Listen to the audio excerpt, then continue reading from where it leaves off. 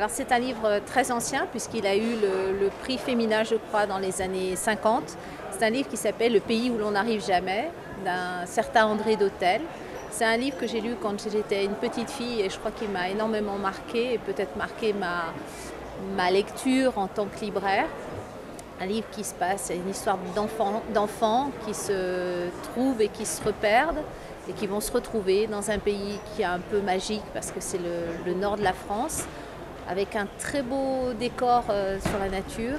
Et ce livre, c'est quelque chose que j'ai toujours beaucoup de plaisir à prescrire pour des enfants qui sont bons lecteurs, des adolescents, et puis ceux qui ont toujours gardé leur âme d'enfant et d'adolescent, parce que c'est un livre merveilleux. Alors l'histoire, c'est l'histoire d'un jeune garçon qui vit chez sa tante dans un restaurant, enfin qui a un hôtel-restaurant dans le nord de la France. Et un jour, un jeune garçon est arrêté par deux gendarmes et arrêté, il est gardé pour la nuit. Et ce jeune garçon qui ne comprend pas cette arrestation, qui lui semble complètement arbitraire, va se débrouiller pour le faire enfuir.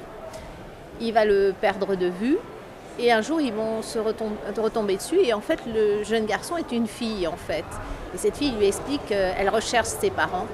Elle ne sait pas qui c'est et elle n'a que comme indice un livre où c'est marqué « Le pays où l'on n'arrive jamais ». C'est le pays de l'enfance, c'est le pays de la famille, c'est le pays d'un monde qui est celui des camelots, parce qu'ils vont découvrir que leurs parents sont camelots. Et on va traverser ce pays, alors avec un côté un peu fantastique, il y a un cheval qui apparaît, qui disparaît dans l'histoire, mais qui est aussi le lien qui va les amener à la fin de l'histoire.